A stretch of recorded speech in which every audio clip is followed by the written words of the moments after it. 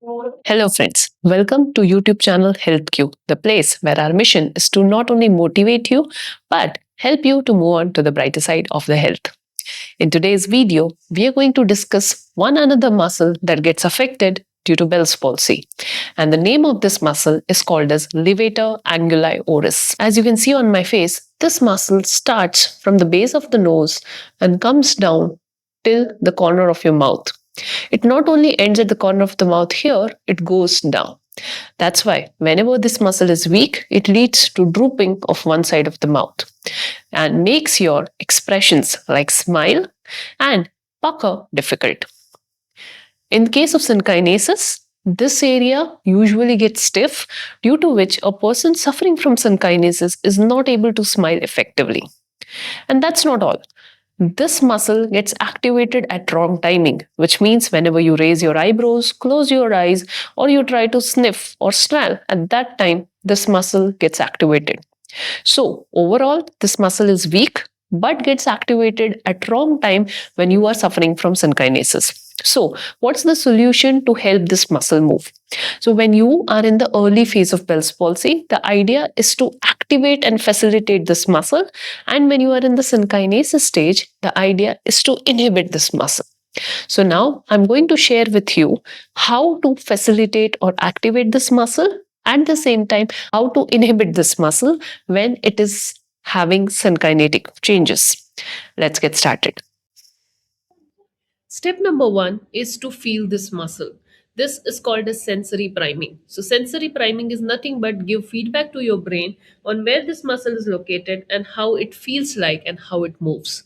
In order to do this practice, make your eyes closed and then gently stroke your fingers over this muscle, as you can see I am doing in this video. This will give an understanding to your brain which muscle you are trying to facilitate or activate and how you want it to work, in what direction you want it to move. You can give a lift and then hold that position for some time so that you can feel the lifting sensation of this muscle. Since our facial muscles don't have proprioceptors, it relies deeply on the touch sensation to feel the movement of the facial muscles, or is the sensation of your skin. That's why doing these practices with the help of the hand is very important. When you do this multiple times, you would be able to get an understanding. Next, what you need to do is you need to do something called as origin and insertion massage. So this is the insertion point where I'm doing circular motions right now in clockwise and anti-clockwise direction. Then same way, I'm going to do circular motion at the origin point or start point of this muscle. And I'm going to rotate these muscle in clockwise and anti-clockwise direction. Then I'm going to stretch this muscle upward so that this muscle gets more stretch, the length gets better, and you can get a feel of how this muscle should move or in which direction it should move. The next thing that you need to do is do some actions which allow activation of this muscle without allowing synkinesis to happen. So, hold the finger and then try to give a slight lift while you are pressing your lips, as you can see in this video. Do not do this practice. Do not do this practice for more than 5 repetitions, as over exercising always hurts the facial muscles. So be moderate with your exercise.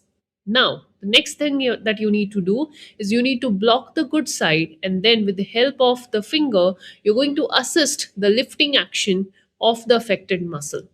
This way, you are activating. Now, depending on what is the strength that is present on the muscle, your hand pressure is dependent. You can either apply 50% of effort, 50% you can do it by yourself, or else you can do it 100% if the power is absolute zero. That's where discretion of therapist is very important. The therapist is the one who would be able to judge what is the strength of this particular muscle and will tell you how much effort you should put by yourself and how much support you should give with your fingers. Once this practice is done, the next practice that you're going to do is you are going to block the movement of this muscle while you're doing movements around your eyes and forehead. As you can see in this video, I'm blocking the lip movements while I'm doing eyebrow raise and eye movements. This is particularly to block the synkinesis that is happening along with the eye movements or forehead movements. So, this particular exercise is for people who are suffering from Bell's palsy and synkinesis who can do it on a very moderate basis. Please do remember, don't do this exercise for more than 5 repetitions and just do it twice a day. Don't do more than that. And last but not the least, please take consent of the therapist and then only do this exercise. It's always good to work under supervision than doing random exercises. However, with full responsibility, I have made this video because I'm sure that here there is a minimal effort or minimal risk involved. That's the reason I'm showing you. But still, this is not the cure for your synkinesis or Bell's palsy. This is just a way to activate one muscle which is getting affected in Bell's palsy and synkinesis. So please remember this. Take help of a therapist and then only do this exercise.